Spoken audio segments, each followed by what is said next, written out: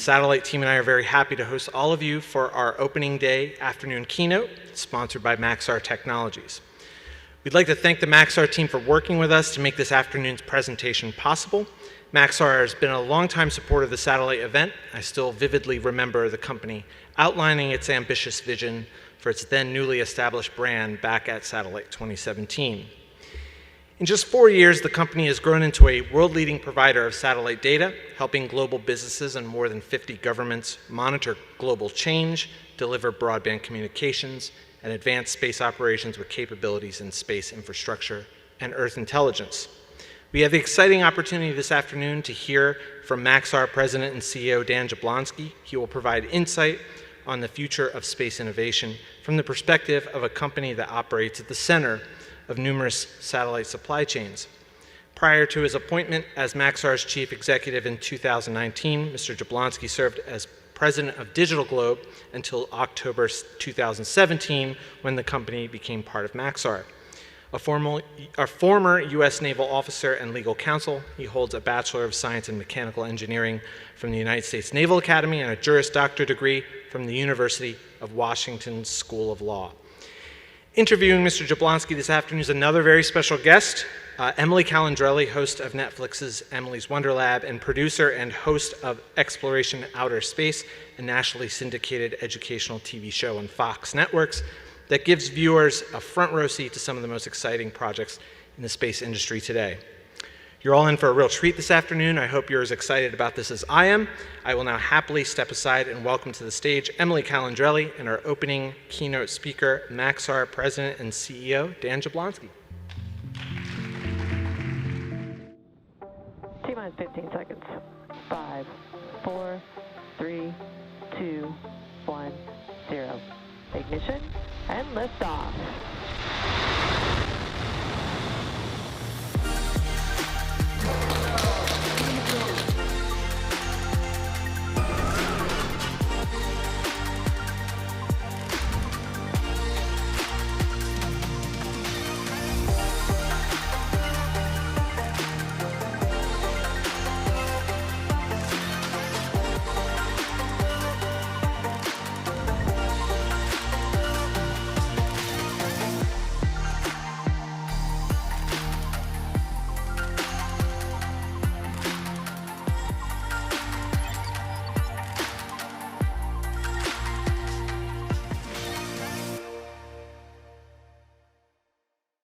Thank you so much for coming.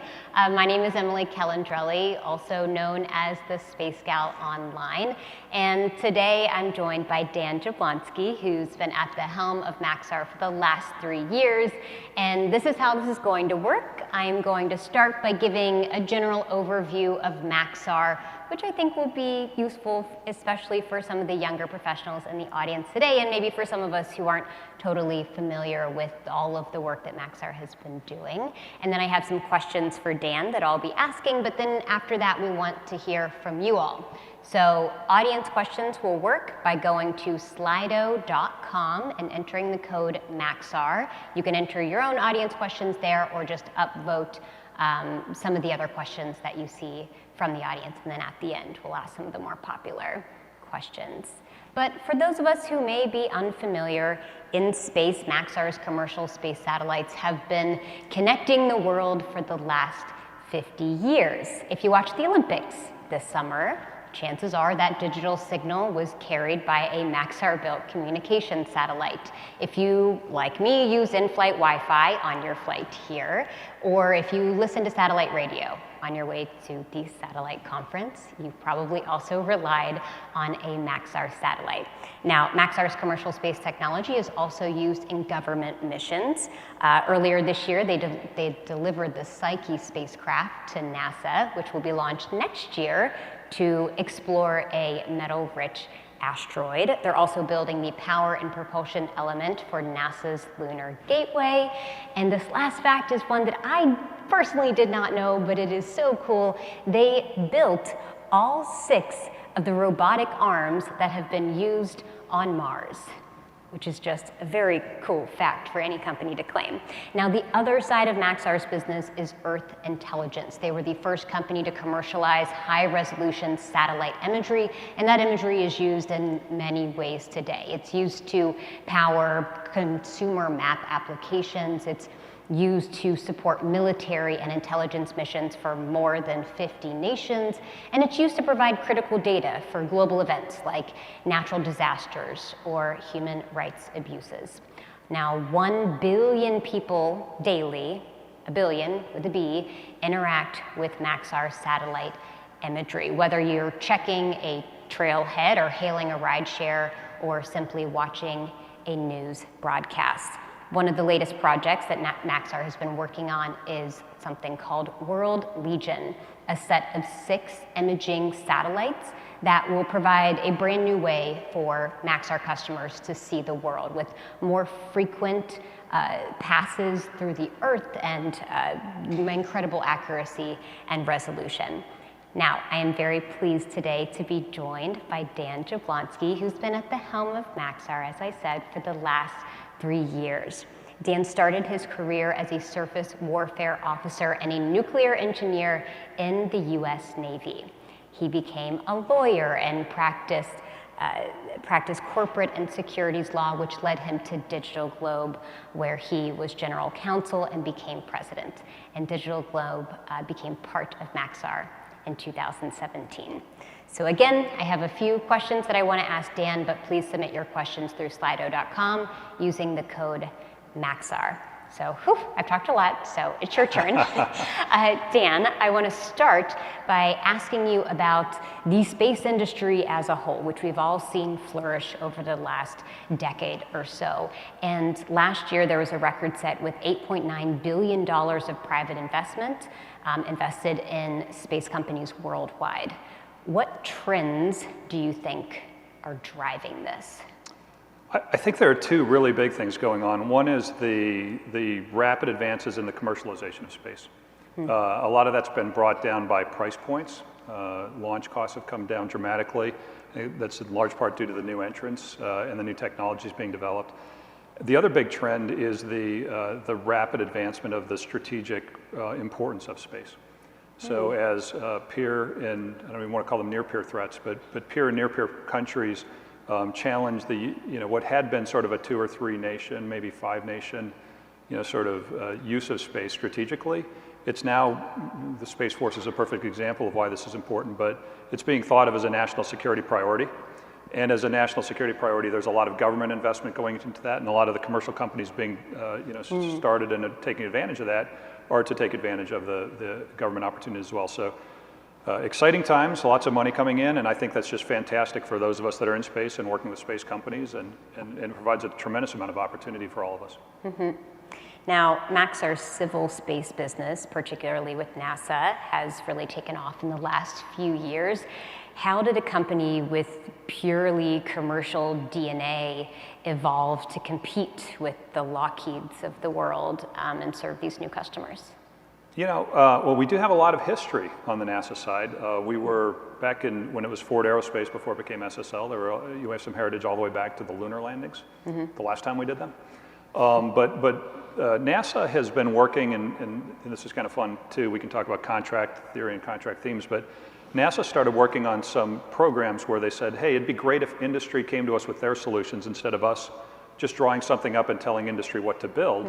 It would be fantastic if we could ask industry how they might solve a problem. And so one of the first elements that they were working on was the Artemis program and the Lunar Gateway. And they put out a set of bids and proposals for how would you solve the problem to provide power and propulsion and communications, so PPE, power propulsion element, for this lunar gateway that's going to be out in a cislunar environment, so not in a low Earth orbit rotating around the Earth like the International Space Station, but out in the cislunar environment to be able to support the next phase of sustained lunar operations on the moon with humans. So the first woman and the next man on the moon. And Maxar took a commercial technology that we had developed for the geocommunications satellite market, in particular our 1300 class bus, which is sort of an F-150 type chassis for commercialization and industrialization of space. And we designed the power propulsion communications element for the lunar gateway systems and bid it based on how we would practice commercial terms, commercial manufacturing and commercial technologies and engineering for this. And I think NASA was very pleased with the type of design we created. Certainly very pleased with the price point, and to date we've made it through preliminary design reviews, and we're headed very deep into the program now, and stellar check marks along the way from NASA. So kudos to NASA for taking a chance on us on something like this, and it's a really exciting part of now Maxar being able to demonstrate our ability to take a commercial technology and purpose it for something as important as the Artemis missions. That is something that I am personally very excited about. The Artemis program is going to be great. Now, in the area of government space programs in general, where do Maxar's priorities lie?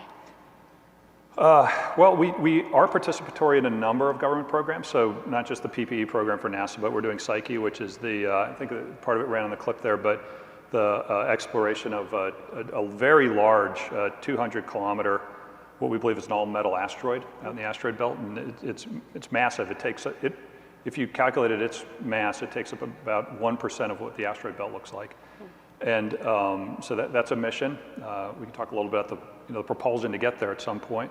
We're doing the robotic arms for Mars and things like OSAM, putting hosted payloads on an Intelsat satellite to do pollution monitoring of the Earth from GEO for North America. But beyond that, we're doing the Worldview Legion program, which our largest customer is the National Reconnaissance Office, for these low Earth orbit imaging satellites that really power things like Google Maps and underlying other types of satellite technology we use in mapping and location-based applications. And so we've got a long history there. We're working very, very hard to also demonstrate our capabilities for other entities like Space Force, the Air Force, the National Reconnaissance Office, where we've got a lot of great heritage on the space side, a lot of good quality and demonstrated results, and we think we can bring those into the national security environment as well. Now, the United States has been leading the way in the space industry for most of the space age. But today, in the era of globalization, where parts can be bought and assembled really anywhere, is a preeminent US space industrial base still essential? I think it's really important that we have lots of different industrial bases and lots of different supply chains operating, as we, as a world society, do things like the commercialization of space and other things. But I think we also learned an awful lot during something like COVID, which we're all still dealing with. I mean, we've been wearing masks all day, for example, here in the area. And that is that if you're going to achieve certain strategic and national objectives, you should really understand your supply chain. There's a lot of attention on the medical supply chain, the pharmaceutical supply chain, silicon chips, where those are made and manufactured and how they're designed, and I think on space as well, so the defense and industrial base. And Maxar is very proud to be doing a lot of work in strategic thinking with our customers along those lines. We certainly do supply chain things around the world, but there are certain critical items that we think are really important to be able to have continuity for what we do here. It's about the trust factor and the resilience and the reliability of what you're doing. Now, aside from just spending more money, what can the US, especially the government, be doing to support the commercial space industry? I think one of the most important things is helping companies like Maxar understand where the U.S. would like to go and what they would like to achieve, so that when we're spending our hard-earned research and development dollars, when we're thinking about the technologies that are important to develop, if we understand what some of the strategic objectives are and some of the technologies or capabilities that would be important, we can think about how to not just design, but to scale and manufacture into those types of environments. So, sometimes it's not the hardest thing in the world to actually design something that's fit for purpose. What's harder is to then do it, the first time for real as a manufacturing and then a launch operation, and then to do it 100 times over and do it reliably and with a predictable level. So as the US government, kind of like the PPE program, lets us, into their thinking a little bit more, industry's really smart. I mean, we'll respond, we will think ahead, we'll put people to work on research and development projects to be able to hit those objectives that the US government's laid out. And we'll probably do it at a really probably a faster pace than people thought might be possible, and a very effective price point. Now, on the Earth intelligence side of Maxar's business, you all have provided high-resolution satellite imagery to government customers for many years now. But how would you say the national security landscape is changing, and how does that inform the way you all build and operate space systems? I think there are two big trends. One is omnipresence. So it used to be maybe there was a government satellite, or maybe there were a couple of commercial satellites, and you kind of knew where they would be and when they would be. And it's not being the case anymore. It's becoming a more omnipresent environment, all weather, all time, lots of passes a day. And Worldview Legion contributes to that. We'll be able to pass any point on the planet up to 15 times a day with very high resolution imagery, very accurate imagery. So that means we can then take that data and do something like create 3D models of entire metro areas overnight. So omnipresence is one. The other is speed. Speed to what happens. So kind of a fun fact. When the first government satellites were used to take pictures of the Earth, they used film. And that's the Corona program, and you had to drop the canister, and a plane picked it up, and with a parachute drogue, and then they had to go develop the film, and then they got satellite photos. And you can imagine that's not milliseconds, right? We're now starting to operate with defense customers on minutes and seconds timelines. And what that means is that from the data being sensed by something like a satellite to when operators would like to have that inside their decision-making loop, they're looking for very in-theater fast timelines for that, sensor to decision-making. And to be able to do that requires an enormous amount of, and there's some big trends going in our favor, right? Supercomputing, cloud-enabled environments, data links and data relays, and the ability to process information, just spin up more GPUs or the computing power that's actually on a satellite, for example. And that allows decisions to be made much more quickly. It allows us to do things like artificial intelligence applications, machine learning, to be able to identify objects, to be able to geoposition them any place on the world, even without GPS as a reference, very quickly, and then to allow the people that need to make decisions with that information to make it. So we're taking things that used to be much, much longer and much more, sort of one event issues, creating an entire global coverage for that and shrinking the timelines down. So Worldview Legion is a cornerstone program for Maxar, but it's had some delays. Can you give us an update on how that program is coming along?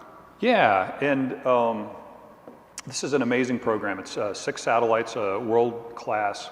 Maxar for many years has been the leading commercial Earth observation company across the world. Worldview Legion helps us extend that lead, and there are 6 world-class satellites that will be start launching in the spring of next year, spring-summer, March to June timeframe. And it's kind of like any space program where you're doing something that nobody's done before at this level and at this scale. Sometimes things take a little bit longer than I certainly would like, but that's okay. Part of Maxar's trademark is that we do things right. And we want to make sure that as we do the development program, get the satellites all the way through their construction and testing, and then launch phase, that these are 10-year plus assets for the company and for our customers, and they perform a critical national security as well as commercial missions for all of our many customers across the world. And we need to make sure we get it right, and so we're taking a little more time to do that. We've got world-class instruments now from Raytheon. The first one's been delivered. We'll be going into thermal vac very soon. And Chris Johnson, who we recently hired, and his team give me lots of great updates on how the program's going, and I feel it's in very capable hands with the team. So with Legion, you're going to increase your imaging capacity, and like you said, you'll have more frequent visits at various places around the Earth. Can you paint a picture of what this actually means for the users of this imagery? Yeah, so kind of, and there's been this trend towards more imagery and better data and high definition type data. What it means is that as this scale has increased of that type of data, and the frequency with which we can collect that data, you can start to model that data into applications at a much faster rate in a more worldwide solution-oriented way. So one of the things we do is we take that type of data, lots of different shots from a satellite, not just stereo collect pairs, which had been the traditional method. We can take lots and lots of different shots. And because of software that our company has developed and the types of machine learning and artificial intelligence that have gone into that software, we can create photorealistic 3D models of all that data at a really rapid clip at country-wide scale. And it's not just a pretty picture laid on 3D, it's really, really accurate. So you can then create derivatives of that data, or sometimes even inputs to what the 3D model looks like 3D point clouds.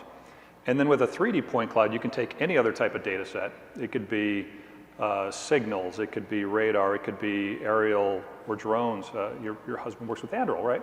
Mm-hmm. So you could take that type of data and you can immediately start to geoposition it into a bigger picture to be able to understand a much larger scale problem really quickly, which is important to people that have to make life and death decisions. Yeah, man, it sounds just so futuristic and sci-fi.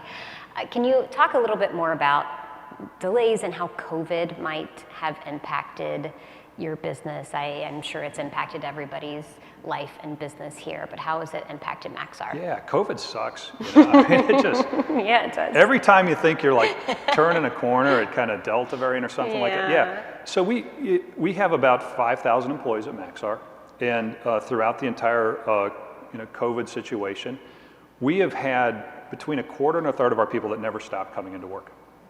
They build satellites, they build robotics, they do critical national government missions, they fly our satellites 24/7 in our mission operations centers, they do classified data handling, some of them go out to customer sites and do that same type of activity. And for those people, we've been, a lot of extra precautions, we masked up very early, we started doing all the medical precautions and following procedures and stuff, and that got us through. You know, we continue to operate our business 100% fully functionally, never missed customer obligations the entire way through. Some stuff takes a little bit longer though. The rest of the employees over a 48-hour period all went home and worked on Zoom cameras and other Microsoft Teams and other things like that to be able to continue working for the company's objectives. And I mean, you and I have talked about this, but it takes a little bit longer. A whiteboard session doesn't go quite as quickly or smoothly when you're a software design team on the Zoom cameras as it does when you get people in a conference room. So we're excited to be kind of slowly migrating back towards our businesses. We thought we were on a time frame to be a little bit closer this summer, but we're taking things, at the right pace for our company and our customers and for our employees. Their safety and the safety of them and their families is of maximum importance to us. Mm-hmm. So, I think the long and short of it is stuff has just taken a little bit longer, and it's been less comfortable to operate in. Yes, and hopefully in a year or so we will be on the other side. Gosh, I hope so. We've got a really high vaccination rate in our company, and we're really proud of that, and it's helping us to manage the situation well too. Yeah, I bet. Now I'm curious to hear your thoughts on building the workforce of the next generation, because now space companies are competing for talent, they're competing for developers and data scientists and engineers with a lot of other companies, especially in the Bay Area. So what is Maxar doing to help attract and retain especially diverse talent? And I should say I have many friends that work at Maxar, and they're all very happy about working at Maxar, and people are pretty honest with me about whether or not they like working at their space companies. So it's nice to hear that they like working at Maxar. So what are you guys doing, and how can everybody replicate that? And if you ever run into anybody that's not happy where they're working, please give them a Maxar card, and we're hiring people, we're hiring. So one of the things that I think is near and dear to your heart is we do things like the Brooke Owens Fellowship, the scholarships, which is a fantastic, for those of you that aren't familiar, it's a fantastic program for women in STEM. Some of the brightest interns we've had have come through that program, and we've sponsored 6 Brooke Owens Fellowships now, and two of them are now Maxar employees full-time. We're really excited about. We're very intentional about the types of diverse pools of applicants we spend time with. And our intern program, which the last 2 years running has been the most diverse sets of interns programs we've had across the company. We have about 130 interns a year that come through, paid internships. If any of you out in the audience, the STEM programs are looking for work. And so we're intentional about the workforce coming in. We're also really intentional about thinking about being a inclusive, belonging environment. Because if you come from a background where, maybe your family wasn't, all MIT doctors and scientists going back in history, but you want to get someplace, you want to feel like it's inclusive and that you belong. And we're trying to make sure we create that kind of environment at Maxar. And so we're continuing our outreach efforts. We're working with Harris-Stowe State University in St. Louis. We have offices there, so a local historically black college and university. We're working with women and kids and minorities in STEM programs. And what I found is that when you start to make just a little bit of extra effort to help our team members, the Maxar team members, take advantage of those opportunities, they're way smarter than any of us on the executive team could ever be about deploying resources, getting to the right programs, helping their communities, increase the level of science and technology in these underserved areas. We're really excited about it. And as we look at the workforce of the future, it's going to be a lot different than the one that we've inherited. Yeah, absolutely. And just to mention a little bit more about the Brooke Owens Fellowship, this is a fellowship for anybody in the audience who may be an undergrad. It's for women and non-binary students who want to work in the aerospace industry. We match you with paid internships at literally the top aerospace companies in the world. You get matched with an executive mentor like CEOs and astronauts, and you have a summer summit where you get to meet all the other Brookies. And it really is changing what the industry looks like and just making it a bit more welcoming for everyone. So absolutely check that out. So I think now is a good time for us to check those audience questions. So remember to go to slido.com and use the code MAXAR, and we'll see which ones are the most popular. Okay, all right. I see you all have voted on many of these. This is great. So oh boy. So we do this at my all hands. We have questions come in, and which one everyone's get the upvotes, even how hard the question is. Those are the ones I take, so we thought we'd use this format here. I'm trying to get back into it. Let me just see audience Q&A. Okay, here we go. So what future do you see for providing commercial buses for NASA deep space missions? Any hope of a nuclear Maxar platform? Any thoughts as a former nuclear engineer? So we talked about the Psyche mission as an example. And so the Psyche mission is sending a spacecraft that Maxar's built out to, working with NASA, JPL, to go out and explore an asteroid that's in deep space. So we're going to launch in 2022. We're going to catch a bit of a slingshot past Mars.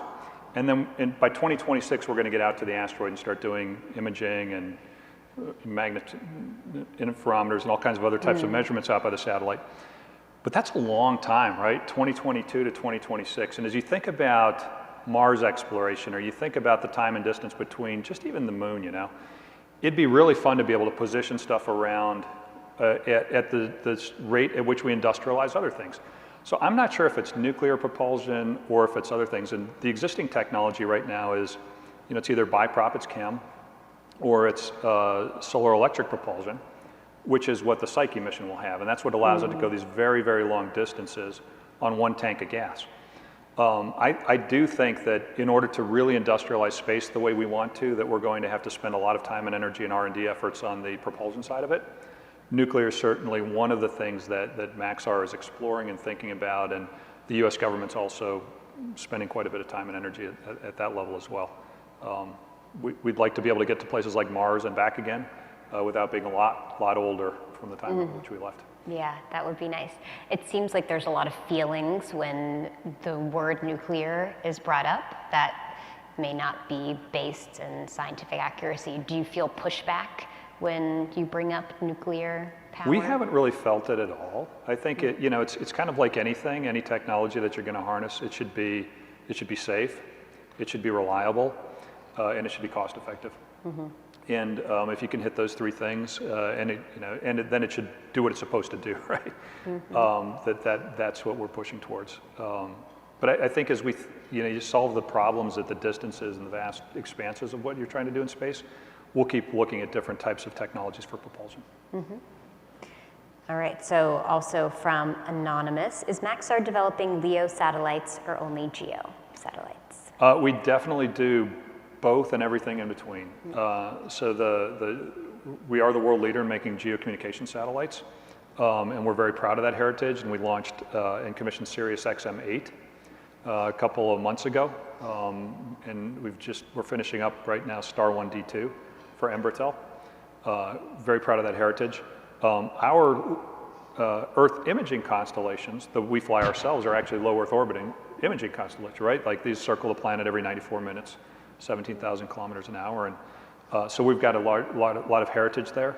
Maxar has been certainly speaking with a lot of our customers and doing paid studies to develop low Earth orbit telecommunications constellations as well. Mm-hmm. And so we're deep in that, and even some stuff in between GEO and LEO. Mm-hmm. All right, this one from Anonymous. What roadblocks do you see on the road towards the commercialization of space? I think I wouldn't call it a roadblock. I'd call it a mental thought. Patience. Some of the things that we're undertaking are not, just sort of like flipping a light switch and having something easy. So there's definitely an amount of patience that's going to be required to see some of these things through. And sometimes you have failures before you have the successes that you want to achieve. That's been the same for any industry that's revolutionizing and pioneering something, and that's the same with space. So, lack of patience would be the one I'd be most worried about. Probably partnered with overexuberance. Sometimes because something is an exciting field, if you overpromise something and then it doesn't deliver, the lack of patience kind of is the corollary to that. Action and reaction. That's what happens in space. And so I worry about those two things, but I'd rather see a lot more excitement and overexuberance than I would to see people not trying things and not daring to fail. Maxar has worked with many different launch providers. Which new launch provider are you and Maxar most excited to work with? So we were just at another event, and we got to talk to a lot of launch providers. We've certainly had customers launch on Arianespace. We've had customers launch on SpaceX. We're launching our Legion constellation on SpaceX. We've worked very closely with ULA in the past. Those are sort of the traditionals, right? Mm-hmm. We're excited to see Blue Origin's capabilities come online. We're really excited about Rocket Lab and some of the other companies that are coming up. Before we start putting some of our own stuff on it, we'll probably want to see a few more successful flights in a row. But we're really excited. Something you take the Legion satellite, for example. It's in the 800 kilogram class. So we can be very versatile with a payload like that, depending on what the launch system can handle. And if we want to target a specific orbit, then it can be a lot more economical decision for Maxar to be able to pinpoint where we want a satellite and not use something that has an awful lot of excess delta V than what we need to get there. Mm-hmm. Okay. Does Maxar have any plans to develop satellites to image the moon or any other planets? We have been approached and looking at a lot of things like that. Part of it for us is we still have to make money. We've got investors, we're a publicly traded company, and so when we spend our R&D dollars, we do so very judiciously, and when we go into a business case, we look for the returns that we can get for our investors as we do part of that. The Earth observation part of the business has been very, very good for Maxar, as is the space business. So when we go into something like that, we'll look at it very closely and figure out who the customers are, what the business plan and the business case looks like. One of the things that I think is interesting about the moon, when you get there and you want to navigate around it, there are no GPS systems, right? Like there's no GPS constellation around the moon. So if you want to do precision, timing, navigation, those kinds of things, you're going to need to build models or have different infrastructure to allow the systems and the moon bases and the exploration vehicles that people want to use when you get there. And we're looking at parts of what that might be as well. So if somebody's willing to pay for it. Yeah, I mean. He'd be willing to do it. The space industry is typically slow moving. What are your thoughts on that, and how can we increase the pace of technology adoption in the space industry?